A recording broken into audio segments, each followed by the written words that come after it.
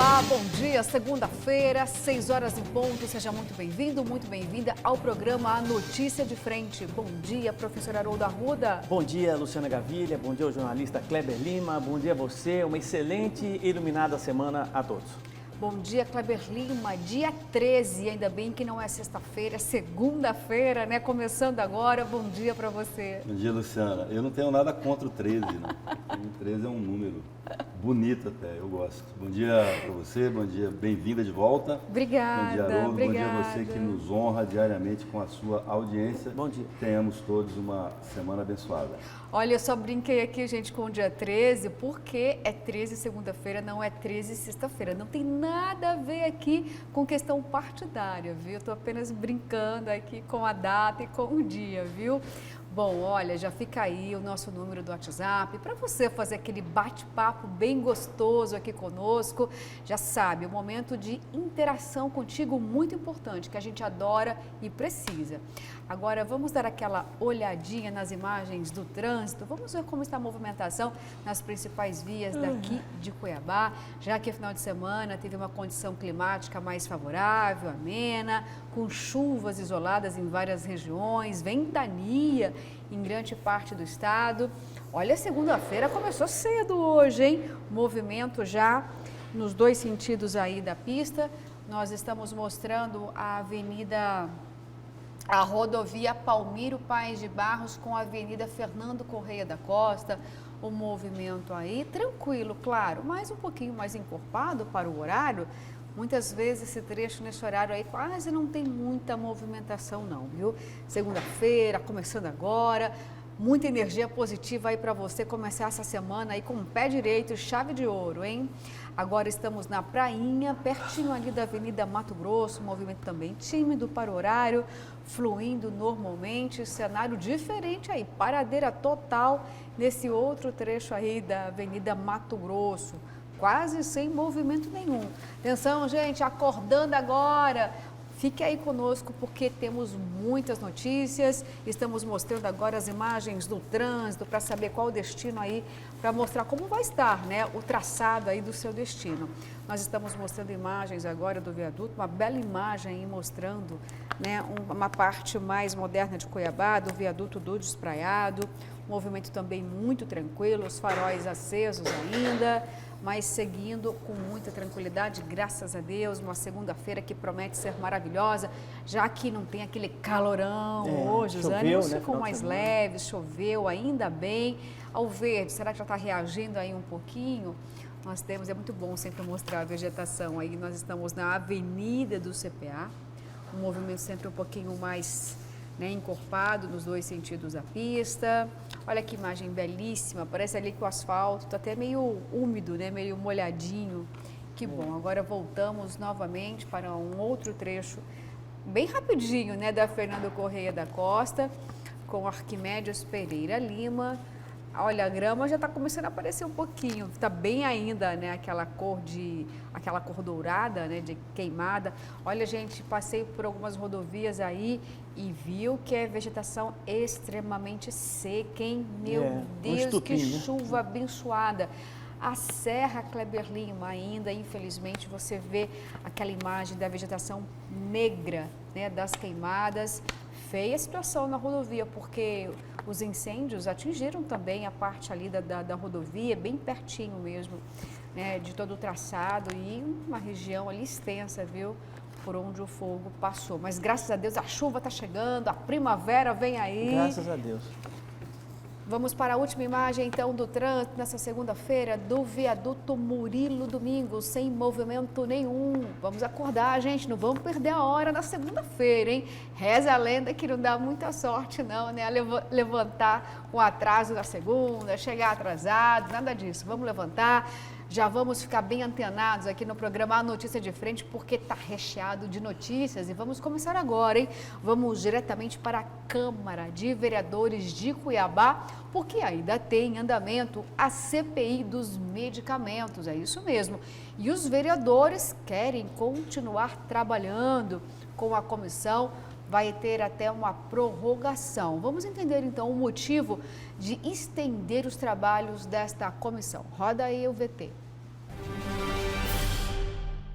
A Comissão Parlamentar de Inquérito aqui na Câmara de Vereadores de Cuiabá, que investiga a questão dos medicamentos, já estava caminhando aí para o final do prazo regulamentar. Evidente que durante esses primeiros meses houveram algumas interrupções, até por causa da pandemia, mas faltaria agora pouco mais de 10 dias para encerrar esse prazo que foi estabelecido inicialmente. E a Comissão Parlamentar de Inquérito acaba de prorrogar esse trabalho, ou seja, por mais 120 dias, para a conclusão dessas investigações. É claro que a CPI começou por causa de denúncias, problemas relacionados com medicamentos vencidos, mas ao longo do trabalho até agora já se perceberam aí muitos outros fatores ligados à própria política de medicamentos da Secretaria de Saúde do município de Cuiabá. Vamos entender um pouco como é que está a CPI até agora e o porquê da prorrogação aí por mais 120 dias desta CPI aqui na Câmara. Vamos conversar com um dos membros da comissão, o vereador Marcos Pacola. Vereador, primeiro a questão da CPI até agora, ou seja, o que já foi apurado, o que chama a atenção, o que é de mais contundente nessa comissão parlamentar de inquérito? Nós concluímos a primeira fase que nós planejamos desde o início, que é a fase da contratação das empresas de gestão logística e sistema, e também a fase de recebimentos de medicamentos. Essa fase foi necessária, primeiro porque nós conseguimos compreender como que foi organizada e também poder verificar até onde eram as responsabilidades. E aí nós passamos para essa segunda fase, acabou atrasando um pouco os trabalhos porque nós tivemos muita dificuldade, são 511 itens, ou melhor, 520 itens que estavam lá relacionados. Desses 520 itens, nós tivemos que fazer a mineração de dados, porque essas planilhas vieram aleatórias, e aí nós tivemos que fazer busca de uma por uma. Dessas, 311 não tinham informações de notas fiscais, dados de fornecedor, para que a gente pudesse chegar até o processo propriamente dito, porque só a partir daí eu consigo saber quem é o responsável pela solicitação, quem superestimou o quantitativo. Afinal, a população quer que os verdadeiros responsáveis sejam penalizados, e mais do que isso não aconteça novamente e que o erário seja ressarcido. O prazo prorrogado é de até 120 dias. Nosso compromisso é buscar tentar encerrar essa CPI em, no máximo, 45 dias, num prazo ideal de 30 dias, poder apresentar o relatório final. Com as imagens do João Páscoa, José Porto para a Notícia de Frente. Obrigada, Porto. Kleber Lima, vou começar por ti falando da CPI dos medicamentos. Nós vimos aí o Porto explicando e também o ex-tenente coronel Pacola, falando sobre a prorrogação dos trabalhos da CPI com prazo máximo de 120 dias, mas pode até terminar antes. Duas questões eu queria abordar contigo. Uma visão mais técnica, talvez, de Pacola, diante de toda a trajetória dele, profissional das atividades, e também uma questão. Essa prorrogação, de alguma forma, pode afetar um pouquinho o projeto político do prefeito da capital, Emanuel Pinheiro, pois se trata da saúde e a gente sabe, quando mexe na saúde, a situação fica preta. Situação preta, eu negro, para falar de situação preta é algo meio... É porque não tem nada a ver uma coisa com a outra. Tá no profundo da cultura, O movimento negro não gosta dessas expressões. Denegrir, desculpa, não. Coisa tá preta. Tá no vermelho. Considera racistas, né? Não foi minha intenção. Mas eu sei que não, não sei foi. que não. Sei que não. A coisa, a gente pode entender, a coisa lá tá complicada, tá feia, né?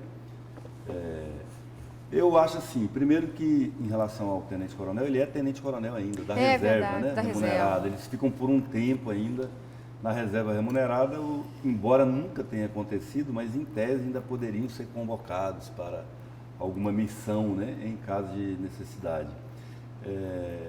Eu acho que a CPI hoje, do jeito que ela está sendo conduzida, ela oferece mais risco para os seus membros do que para o prefeito, porque assim a CPI esfriou, perdeu muito do seu propósito, já não gera mais novidade, não atrai o interesse de ninguém. Eu, sinceramente, acho que quanto mais tempo esticar essa CPI, pior é para os vereadores membros. Encerra logo, conclui, encaminha para as instituições que tenham condição de aprofundar as investigações e tira a batata quente da mão. A impressão que eu tenho é essa. Tá certo, então, Kleber Lima. Gente, só vou fazer aqui, olha, eu falo assim, ó, ficou branco, ficou vermelho, tá gritando, e o preto foi com a mesma intenção. Professor Haroldo Arruda, o Kleber colocou aí uma ponderação ao contrário do que aquilo que eu estava até imaginando aqui. É por isso que esse programa é bem salutar, né? Mostra todos os pontos de vista. Eu pondero que esticar um pouquinho os trabalhos pode atingir aí um pouco o prefeito da capital, Emanuel Pinheiro. Como eu reafirmei aqui, a saúde sempre mostra uma situação extremamente delicada. No momento, por exemplo, todos os dias nós recebemos aqui queixas de medicamentos faltando na rede de saúde, acaba prorrogando os trabalhos, novos elementos podem surgir ou apenas a comprovação dos fatos necessários, né, para terminar esse trabalho. E aí vai prorrogar. E as eleições 2022 estão aí sendo trabalhadas. O senhor acha que também não pode ter nenhum viés em relação Não, eu a acho isso? que pode. Eu acho que pode ter sim algum viés que possa atingir diretamente o prefeito Emanuel Pinheiro, considerando que a gestão Emanuel Pinheiro, infelizmente, já vem apresentando um enorme desgaste, principalmente na área da saúde. Se nós condicionarmos, né, essa CPI a um resultado que possa realmente apresentar pessoas que cometeram responsabilidade, crime de responsabilidade, certamente alguém envolvido com a gestão estará envolvido e, consequentemente, estará manchando, mais uma vez, criando uma mácula na gestão Emanuel Pinheiro.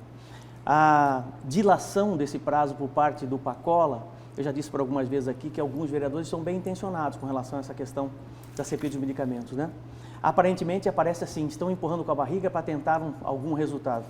Mas me parece que não é bem isso, não. Existe uma necessidade técnica nisso. Eu vou explicar. A Câmara de Vereadores de Cuiabá não dispõe de forma alguma nenhum tipo de perícia técnica para que possa avaliar os documentos, né? Até porque tem uma pilha de documentos, uma pilha de documentos mesmo que devem ser investigados, devem ser analisados. E os vereadores não têm condições de fazer isso e a casa não dispõe. Então, quer dizer, provavelmente eles vão chamar alguém para poder fazer essa leitura toda, né? Daí a necessidade de você ter uma dilação do prazo, para que eles possam chegar a um relatório mais justo, vamos dizer assim, com relação a essa situação, né? Eu espero e acredito piamente de que realmente essa CPI possa, né, pelo menos apontar alguém com CPF que cometeu algum crime de responsabilidade, porque até agora só no CNPJ e olhe lá, ninguém assume absolutamente nada. Essa é uma responsabilidade dos vereadores que estão encaminhando essa CPI e eu, particularmente, por ser um entusiasta por natureza, acredito que desta vez algum resultado possa surtir. Vamos aguardar então, professor. Agora, Kleber Lima diz uma coisa para mim. O prefeito da capital, Emanuel Pinheiro, mais uma vez divergindo das decisões do governo de Mato Grosso. Eu estou me referindo neste momento ao centro de triagens. O secretário de Saúde, Gilberto Figueiredo, já disse que vai fazer, no caso, né, o encerramento ali do atendimento, também o número de UTIs, de leitos de UTIs para a Covid, vai sofrer uma redução. E o prefeito disse o seguinte, olha, mais uma vez a prefeitura vai ter que carregar nas costas, né, o atendimento à população, porque quem atende todo o estado de Mato Grosso é o município de Cuiabá e o governo do estado vem e fecha agora, vai fechar o centro de triagem. Ele reclamou quando o governo abriu, né? Não gostou, querendo ser uma função da prefeitura e agora reclama quando o governo retira. Essa divergência do prefeito e do governador é que gera isso, né? Assim, às vezes ela perde um pouco a razão, né? De parte a parte. Muito provavelmente ele viu a importância desse centro de triagem para auxiliar nos trabalhos em Cuiabá, né? E agora está ficando um pouco, deve sentir a ausência dele, que aí vai sobrecarregar um pouco as unidades da própria prefeitura. Agora é um momento mais tranquilo, né? Um momento em que a curva está na descendente, em que aquela pressão toda, aquele desespero todo de quando um ano e pouco atrás, quando essa central foi implantada, que as coisas estavam na ascendente e os números de casos na ascendente e o desespero das pessoas provocado pela falta de informação e orientação da população e das próprias autoridades sobre como lidar com a pandemia. Se eles pudessem construir um diálogo, de sentar à mesa e discutir uma maneira de fazer essa desmobilização lá da central, provavelmente isso não geraria nenhum impacto. O que eu acredito que tem que ser observado é se isso não vai impactar diretamente na população, né? A prefeitura teria, no mínimo, que ter um tempo para poder se organizar para recepcionar a demanda que hoje é atendida pela central do governo. Você disse algo que me chamou muita atenção, Kleber Lima. Você disse diálogo entre os dois gestores. A gente pôde ter esse privilégio, né? A sociedade se sente privilegiada quando existe um debate salutar, justamente para trazer aí melhorias para a sociedade. É esse o cenário que nós temos com os dois gestores? Então, infelizmente, eles não conseguem entender a dimensão pública dos respectivos cargos que ocupam, quando o assunto é o outro, né? É uma pena, porque esse tipo de comportamento traz prejuízo para a população. Exatamente. Professor Haroldo, nós sabemos aqui o quanto a população se sentiu aliviada com o centro de triagem, mas o Kleber bem colocou também. Olha, temos uma outra realidade que é preciso levar em consideração, a queda do número de contágio. Será que o governo acerta nesse momento em já tomar essa decisão? O prefeito critica por questões práticas, de fato, olhando para a sociedade ou apenas por questões políticas? A gente precisa pontuar algo que eu acho que é fundamental nessa questão do centro de triagem aqui na Arena Pantanal, né? Ela só foi criada em função de uma grande deficiência na atenção básica, né? Quando você não tem, que é a obrigação do município, uma atenção básica plena, com uma gestão plena, que realmente pudesse atender toda a população em meio a uma pandemia como essa, lá no postinho de saúde, não haveria necessidade nenhuma do centro de triagem. Então, o centro de triagem criado e gerido pelo Estado, pelo governo do Estado do Mato Grosso, nada mais foi do que uma tentativa de minimizar o problema. E foi fundamental. Se o governo do Estado não tivesse antecipado isso com expertise, da forma que foi colocado e foi apresentado pelo secretário estadual Gilberto Figueiredo, a situação poderia ter sido muito pior, mas muito pior, porque a estação básica estava falhando. Então, eu particularmente acho que o governo erra quando fecha, né? Ainda não é momento de se fechar, até porque nós ainda temos casos e temos novas variantes circulando no Brasil e no mundo, né? E não se sabe, com perspectiva, se nós teremos outras variantes, né? Desdobramentos dessa que está aí. Então, isso é um problema muito grave, né? E continuamos com a deficiência na atenção básica. Então, existe sim uma necessidade grande de se manter aí pelo menos um quantitativo, né, de UTIs, por exemplo, em resguardo para poder atender algumas pessoas, né, uma certa estrutura nesse sentido, uma certa estrutura de atendimento direto. Outra coisa importante, no caso da Arena Pantanal, do centro de triagem, tudo bem que você não tem mais tanta procura com relação a sintomas de Covid, mas você tem uma pilha de pessoas, né, um número consistente de pessoas que estão com sequelas da doença. Por que você não abre, por exemplo, ou transforma a unidade da Arena Pantanal em atendimento direto às pessoas pós-Covid? Pós-Covid, né? Tem gente que está passando ainda muita dificuldade, que precisa de remédio, precisa de um monte de coisa, e não tem, muitas vezes, condições financeiras de poder ir num atendimento particular. Então, ele vai lá na Arena Pantanal, olha, estou sentindo isso, tem toda uma estrutura médica para o pós-Covid, que também é um problema mundial e que o Brasil ainda não conseguiu lidar com isso. Ainda está apenas lidando com a questão da vacinação, né? O atendimento e a vacinação. E alguns municípios já transformaram centros de triagem em pós-Covid, o que é fundamental. Olha, houve até um movimento, professor, na Câmara de Vereadores, não me falha a memória, acho que também liderado pela vereadora Edna Sampaio, justamente para dar start na criação de unidades de atendimento pós-Covid, porque as sequelas são inúmeras. Isso. E é preciso ter esse olhar também. E como o senhor lembrou, tem um MU chegando aí, tomara que não, tomara que a imunização também seja aí eficaz contra essa nova variante. Pelo menos até poderia ter, claro, né? Só se tem alguma coisa nova, mas essa variante MU aí, pelo menos até agora, nenhuma farmacêutica apontou dizendo o seguinte, olha, a Pfizer bloqueia, né? A AstraZeneca bloqueia. Então é um problema que ainda persiste, deixar bem claro isso, persiste, a gente percebe isso no mundo todo, né? E eu acho que existem... mas é uma despesa muito grande para o Estado, né? Muitas vezes justifica isso por questões orçamentárias, né? Não é fácil, uma UTI custa R$2.000 e poucos reais por dia, para você ter uma ideia, o custo de manutenção de uma UTI. você tem intensivista, você tem uma série de pessoas envolvidas nisso. Mas é o mais importante no momento, né? Olha só, Kleber Lima, professora, acabei de receber uma mensagem aqui dizendo o seguinte, olha, bom dia, bancada. No momento, o centro de triagem está atendendo de 750 a 900 pessoas por dia. Eu trabalho lá. Será que é o momento de fechar mesmo? Pois é. Tá aí a resposta. Porque tem que ser uma decisão técnica por parte do governo de Mato Grosso. E nesse momento os números são de um percentual bem menor de contágio.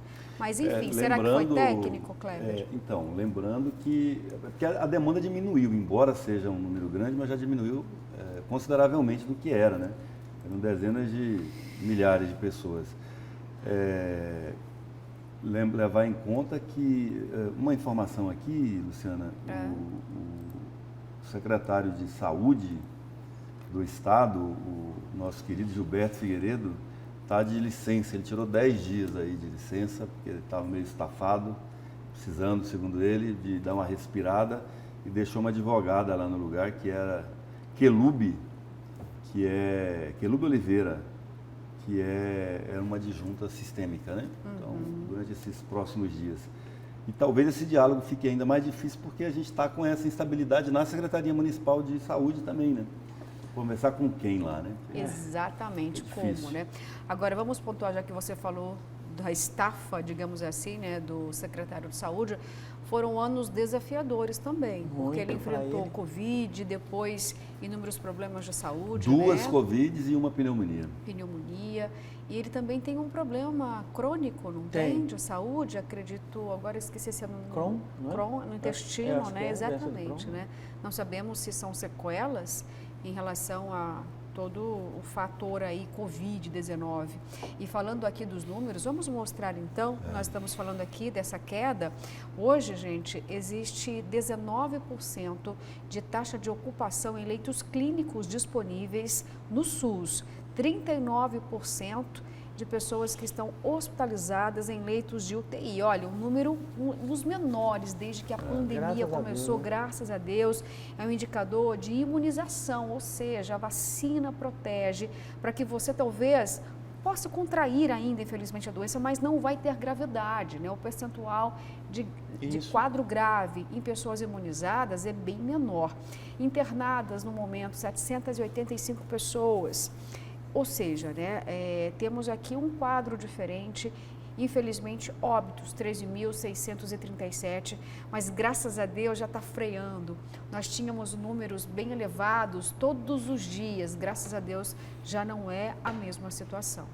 Mas nós temos um problema mundial, que 80 milhões de americanos não querem tomar vacina, estão entrando na justiça e hoje eles estão brigando por conta desses 80 milhões de americanos. Olha o problemaço que está.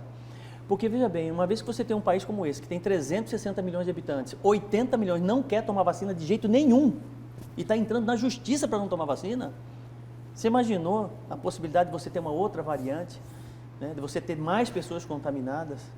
Quer dizer, é complicado. E isso se reflete em outros países, Alemanha, Reino Unido e por aí vai. Problemaço. O brasileiro tem um percentual Brasil bem maior também, que né? sempre a unanimidade não existe em lugar nenhum do mundo, né? Mas vamos torcer aqui para que seja um cenário diferente. Mudando um pouquinho de assunto agora, gente, eu vou chamar ao vivo o repórter Daniel Santos, que mais uma vez vai trazer também informações relativas ao prefeito da capital, Emanuel Pinheiro, com uma cena inusitada que aconteceu aqui em Cuiabá. Tem relação direta aí com o fato de que um agente da Secretaria de Mobilidade Urbana estava fazendo um trabalho e aí acabou apreendendo uma moto, colocando num guincho e uma cena aconteceu. Bom, quem vai contar para a gente direitinho essa história é o repórter Daniel Santos. Já temos você ao vivo, Daniel, nesta segunda-feira. Bom dia para você, para a sua equipe, que seja uma semana muito produtiva e conta para a gente o que foi que aconteceu direitinho nessa história aí.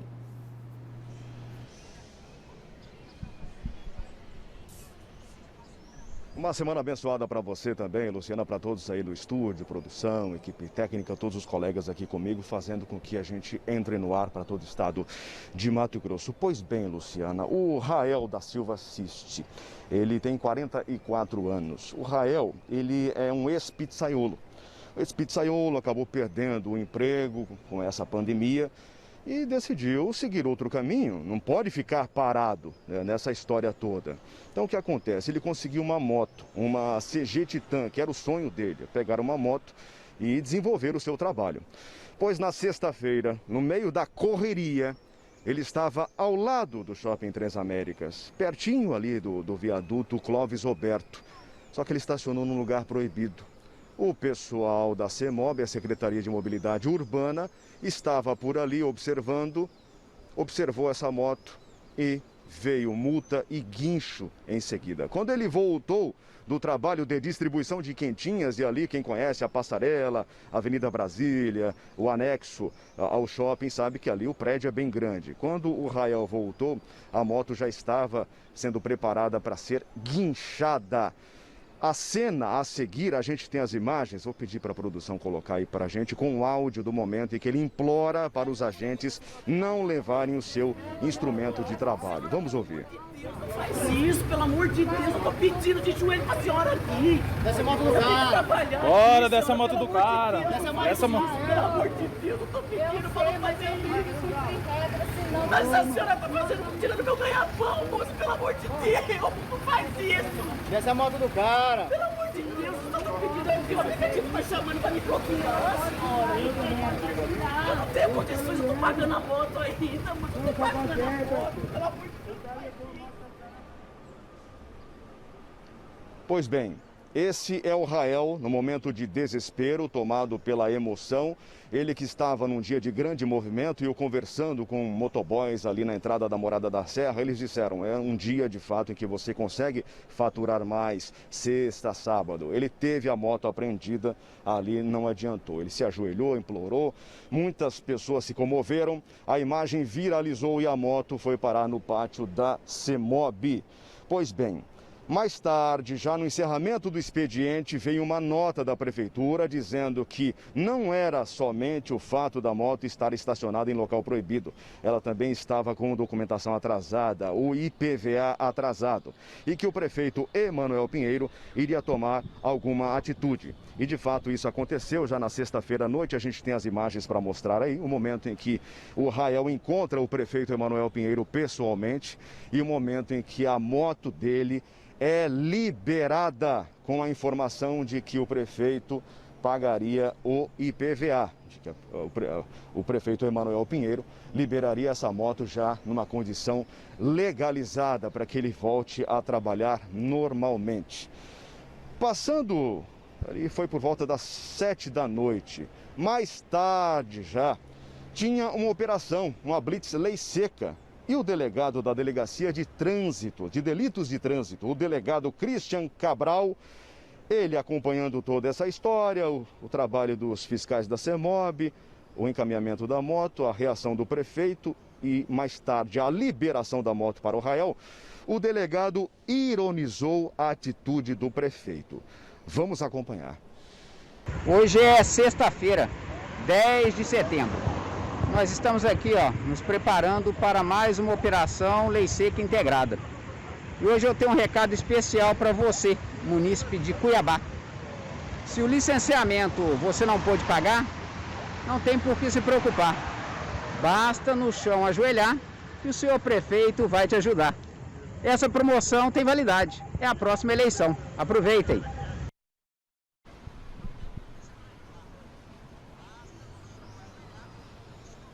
Lembrando, o Rael estava com a documentação atrasada, segundo a CEMOB. O delegado gravou esse vídeo com base nas informações que ele teria recebido ainda na sexta-feira à noite. E o Rael nessa história toda, gente, pessoal do A Notícia de Frente. Eu conversei com o Rael no sábado à noite, conversei com ele também ontem pela manhã.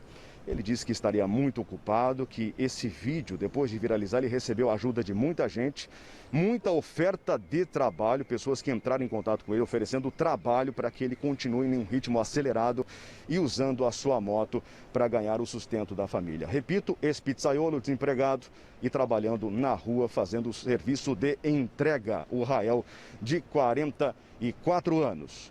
Luciana.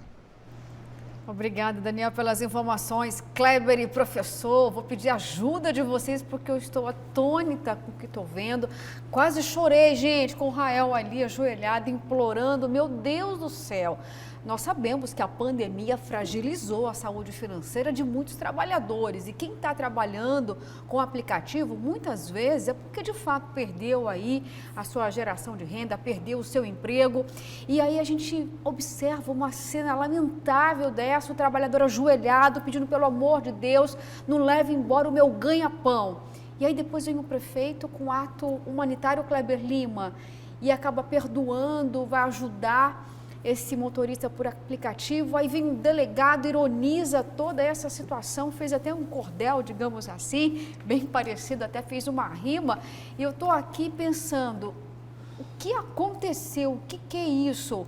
O prefeito está usando aí disso para poder pagar de bonzinho, de humanitário, o delegado cometeu excessos em ironizar, porque afinal de contas tem a dor ali de um trabalhador.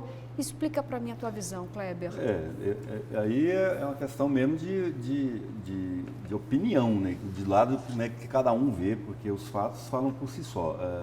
Primeiro, eu entendo que o delegado deve ter se assustado, porque imagina se todas as pessoas que tiverem problema de documentação dos seus veículos, imposto, licenciamento e seguro atrasado, e o principal, que cometerem infração de trânsito, aquilo é uma infração. Sim. Ele estacionou em local proibido.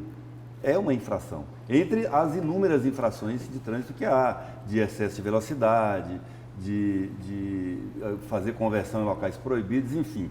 Imagina, então, quer dizer que basta eu pegar, gravar um vídeo expondo a minha dificuldade de pagar aquilo, ou dando uma outra desculpa, eu estava com pressa para não chegar atrasado no trabalho, por isso que eu peguei na contramão, e aí alguma autoridade vai surgir do nada para poder...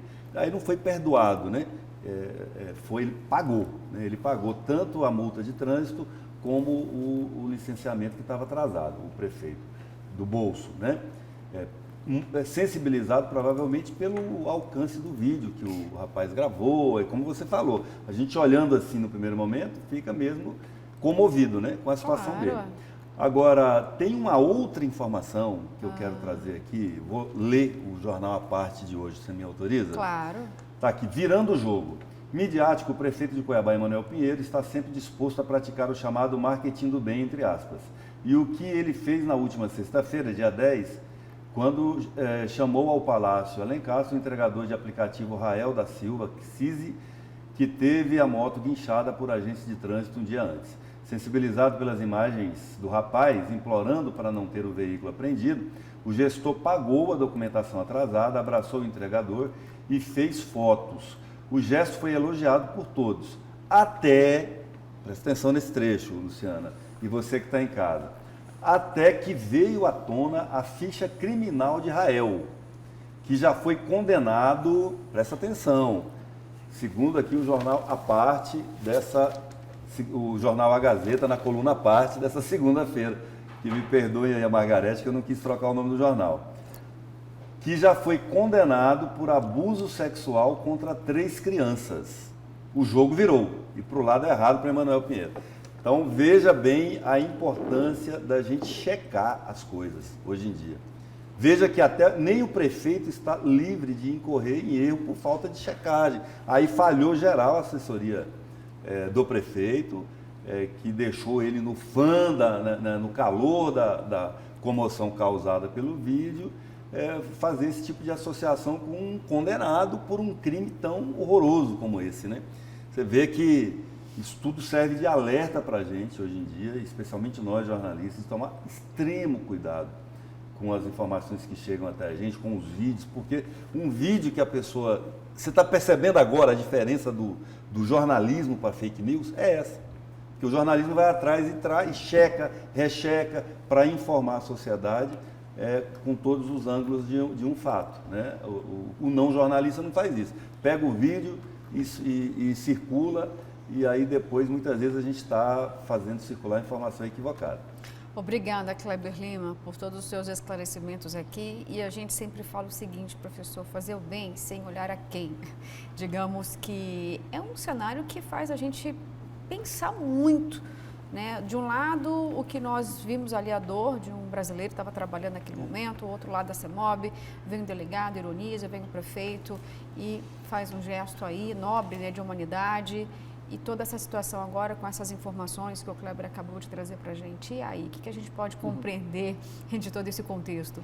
Esse é um tema profundamente filosófico, né? Porque é o velho dilema entre misericórdia e justiça. Não é dado ao agente público, né, o direito de misericórdia, apenas o de justiça. É por isso que o delegado fez esse cordel, fez esse poema, se defendendo numa situação, no mínimo, oportunista. Oportunista, quando você ajuda alguém, e ele deveria saber disso. Ele faz parte de uma entidade que não há necessidade nenhuma de você propagar, de você fazer propaganda de ajuda solidária, de ser uma pessoa benevolente. Nenhuma, de forma alguma. Fazer um marketing do bem em uma situação como essa, simplesmente um absurdo. Essa é a aplicação cabal do jeitinho brasileiro, mediado por um agente público, né? E não pode ser assim. Se você é conivente com uma situação como essa, é óbvio que essa é uma situação que envolve emoção de um lado e razão do outro. Mas se você é conivente com alguém que já, de certa forma, tem um lastro ruim, moral e ético, conforme foi apresentado na matéria, que eu li ontem ainda na publicação do jornal A Gazeta, realmente você está aprovando uma série de outras coisas guardadas devidas proporções, né? Se você aceita, porque, de certa forma, tudo isso é um tipo de corrupção. Absolutamente tudo isso é um tipo de corrupção, seja no universo micro ou macro, é um tipo de corrupção. Se você é conivente com uma situação como essa, né, não tem por que você não ser conivente com alguém que para numa vaga reservada para deficiente, com alguém que coloca... Você não pode se indignar com alguém que desvia R$1 bilhão por conta de uma obra que não foi realizada do VLT. Quer dizer, isso gera prerrogativa para que você realmente, né, não se comporte de forma socialmente correta, porque você está aprovando um ato completamente fora do que nós poderíamos aceitar como algo que poderia ser ético, né, correto. E quando você tem um prefeito do estado, né, pagando as contas, pagando aquilo que está errado, né, por conta de uma pessoa que, claro, precisa, é pai de família, aquela coisa toda, né, você está tirando dele a autoridade, né, está tirando dele a possibilidade dele realmente agir pela forma que ele foi preparado, como ele foi preparado, para agir com justiça. Justiça é agir plena, né, no momento correto, né, independente de quem. Vou te dar um exemplo claro. Nesse fim de semana eu fui até Primavera do Leste. No retorno, naquele retão, em que inclusive o jornal A Gazeta publicou, de que estão fazendo corrida de motocicleta, 220, 250, 200, lá tinha duas viaturas da polícia e mais ou menos uns 8 policiais. Fui parado por eles, né? E naquele momento que fui parado, apresentei a documentação toda, falei, olha, vocês estão no lugar certo, na hora certa, porque aqui realmente eles andam em altíssima velocidade, tanto é que vitimou um rapaz há pouco tempo atrás aqui, com a motocicleta, né? Falou, mas a situação é muito mais grave do que o senhor imagina, professor. Sabe por quê? Porque, infelizmente, muitas das pessoas que estão circulando de motocicleta aqui em alta velocidade são filhos de promotores, de juiz, de embargador, e eu fico numa situação extremamente complicada. Isso é para você ver a dificuldade que é a aplicação da lei, que tem que aplicar tanto para o Chico como para o Francisco. É isso que as pessoas precisam entender. A gente precisa acabar com a lei de Gerson, com o jeitinho brasileiro, né? Porque senão, realmente, o país não vai para frente nunca. Tá certo, professor. Para encerrar esse assunto, eu vou ler algumas mensagens. Chegaram muitas a respeito deste tema. Olha Posso só, agregar uma primeira informação aqui. só para você Por antes de favor. ler? Uhum. A redação do Hipernotícias me informa aqui, o Luiz Vinícius, nosso repórter de polícia lá, que o Rael cumpriu pena no Carumbé. Certo. Exatamente por crime sexual. E ele saiu em 2010 porque ele estava na ala Arco-Íris e ele se casou lá com um outro detento, e aí que ele saiu da prisão. Certo. Então esse é o Rael que estava lá chorando por causa da apreensão da moto, né? Bom, então 2010, então ficou um bom tempo aí sem voltar, né? Talvez, né? Não teve mais nenhum tipo de... Não sei. Aí, não o resto sabemos. da ficha dele eu ainda não conheço. Mas Vamos agora lá. está vindo à tona, né? Bom dia, sou o Mosair do CPA 4. Me desculpe a bancada, mas o prefeito quis apenas ser humano, sem olhar o passado da pessoa. Bom dia, bancada. Gesto é louvável, mas com uma ressalva. Já imaginou se todos que estão com documentos atrasados? Preocupa muito ir na frente da prefeitura pedindo para pagar documento. Ainda mais, olha só a ficha criminal do rapaz. Bom dia, bancada. Quer dizer, Kleber, que a condenação do passado do motoqueiro é perpétua? Bom dia. O prefeito podia ajudar no anonimato, quis se promover. O motoqueiro cometeu um crime, isso é fato. Bom dia, este delegado foi muito infeliz com essa ironia, não é função dele, estou passada com a atitude deste funcionário público. Esta ação foi abuso de poder da CEMOB. Carga e descarga significa carregar e ou descarregar. É o que ele estava fazendo. Se souberam dos impostos atrasados depois da moto já apreendida. É o Mauro lá de Várzea Grande. Bom dia, Luciana, prefeito do Paletó, só querendo aparecer. Parabéns para a equipe de marketing do prefeito. Bom, gente, a última aqui mensagem. Bom dia, Luciana, uma vergonha. Parece que a pandemia acabou. A casa de shows, Musive, estava lotada sábado.